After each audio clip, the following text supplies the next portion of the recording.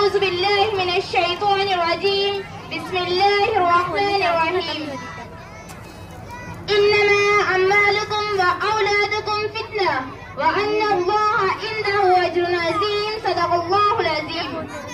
मेरी माओ और बहनों, औलाद की तालीम और तरबियत बहुत अहम चीज है। नबी करीम सल्लल्लाहु अलैहि वसल्लम ने इरशाद फरमाया, किसी बाप ने अपनी औलाद को अच्छे अदब से बेहतर कोई अतिया नहीं दिया। औलाद की तरबियत वालिदैन की बहुत बड़ी जिम्मेदारी है। अगर वालिदैन उस सिलसिले में कोताही करेंगे तो सख्त पूछताछ होगी। हुज़ूर अकरम सल्लल्लाहु अलैहि वसल्लम का इरशाद गिरामी है, अला कुल्लुकुम राइन व कुल्लुकुम मसऊली अन रइय्या। कान खोल कर सुन लो, तुम में हर शख्स निगरान है, हर शख्स को उसके निगरानी के वास्ते सवाल किया जाएगा। शोहर से बीवी के मुतालिक सवाल किया जाएगा कि उसके हुकूक अदा किए कि नहीं। बीवी से शोहर के माल के बारे में सवाल किया जाएगा। कोई भी अपनी निगरानी की जिम्मेदारी से बरी नहीं हो सकता। वालिदैन की तरबियत का औलाद पर खास असर पड़ता है। बिलखुसूस माँ का। हर एक माँ अपने बच्चों के लिए उनकी दुनियावी और आखिरवी फुला कामयाबी का जरिया और सबब बन सकती है। एक बात तो ये ज़हन नशीन हो जानी चाहिए कि बच्चों को शुरू ही से ईमान और यकीन में मजबूत करने की फिक्र लाजिम और जरूरी है। दूसरी ये कि इस्लामी आदाब और इस्लामी तहजीब से उनको आरास्ता करने की कोशिश करनी चाहिए। तालीम में अव्वल मकदम दीनी तालीम को रखना चाहिए, फिर दुनियावी तालीम से बच्चों को आरास्ता करने की कोशिश करनी चाहिए। आज हम माएं अपने बच्चों की तरबियत में इंतहाई कोताही करती हैं। न उनको इस्लामी आदाब सिखाती हैं, न इस्लामी तहजीब और अखलाक से उनको आरास्ता करती हैं, बल्कि सिर्फ अंग्रेजी स्कूल के हवाले करके समझ जाती हैं कि हमने उनका हक अदा कर दिया, मगर उनको ये खबर नहीं कि उन स्कूलों में ईमान और यकीन तो एक तरफ रहा, महान बच्चों को अखलाक और अदब की तालीम ही नहीं दी जाती। इसलिए बच्चों की तरबियत का घर में निजाम बनाना चाहिए, मगर उसके लिए पहले माओ को इल्म अखलाक ईमान इस्लाम से अपने आप को मुज़य्यिन और आरास्ता बनाना चाहिए। वरना जहालतों, बदअखलाकी, बदतहजीबी से माँ खुद आजाद न हो तो वो बच्चे की क्या तरबियत कर सकती है।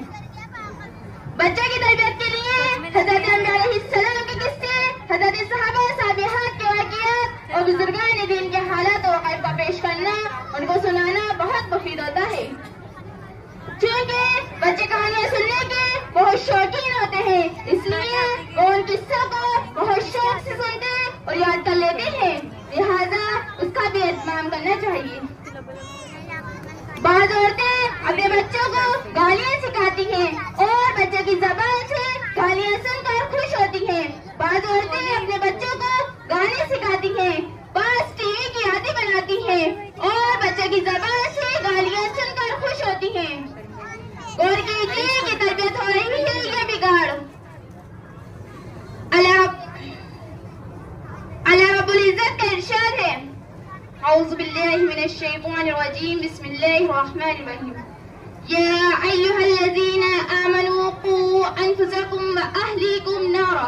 तर्जुमा, ईमान वालों, अपने आप को और अपने घर वालों को उस आग से बचाओ जिसका ईंधन आग और पत्थर है। बात सिर्फ जिहाद का खत्म नहीं होती कि अपने आप को उस आग से बचाकर बैठ जाओ, बल्कि अपने अहल को भी उस आग से बचाना जरूरी है। आज ये मंजर बकसर नजर आता है कि आदमी अपनी जात में बड़ा दीनदार है, नमाज रोजे का पूरा इत्मीनान है, ज़कात भी अदा की जा रही है, माल भी अल्लाह की राह में खर्च किया जा रहा है, लेकिन औलाद को, घर को देखो तो उसमें और उनमें जमीन और आसमान का फर्क है। ये कहीं जा रहे हैं तो वो कहीं जा रहे हैं। खूब समझ ले, जब अपने घर वालों को उस आग से बचाने की फिक्र ना हो तो खुद इंसान की अपनी निजात नहीं हो सकती। खुलासा ये कि माँ बाप को अपने औलाद की पहली तरबियत करना जरूरी है। उलमा ने औलाद की तरबियत के सिलसिले में चंद हिदायतें दी है। सबसे पहली चीज ये है कि आदमी को नेक औरत का इंतखाब करना चाहिए। औरत अगर नेक होगी तो उससे पैदा होने वाली औलाद भी नेक होगी। जब मायने हुआ करती थी तो उनकी कौम में तरबियत पाने वाले बच्चे भी नेक और सालेह होते थे। शेख अब्दुल कादिर जिलानी रहमतुल्लाह अलैह, ख्वाजा मोइनुद्दीन चिश्ती रहमतुल्लाह अलैह, इमाम गजाली रहमतुल्लाह अलैह, मौलाना मोहम्मद कासिम नानोतवी रहमतुल्लाह अलैह और गनगोही रहमतुल्लाह अलैह जैसे अजीम शख्सियत वजूद में आती थी और कौम मिल्लत के लंबरदार कायद हुआ करते थे। इसलिए माओ का नेक और सालेह होना बहुत जरूरी है।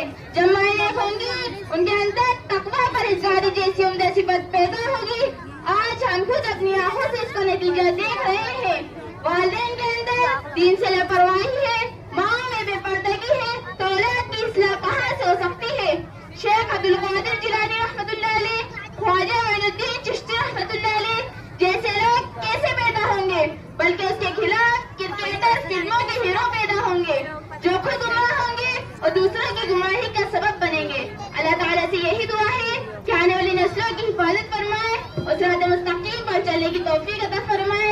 आमीन। व आखिरु दावा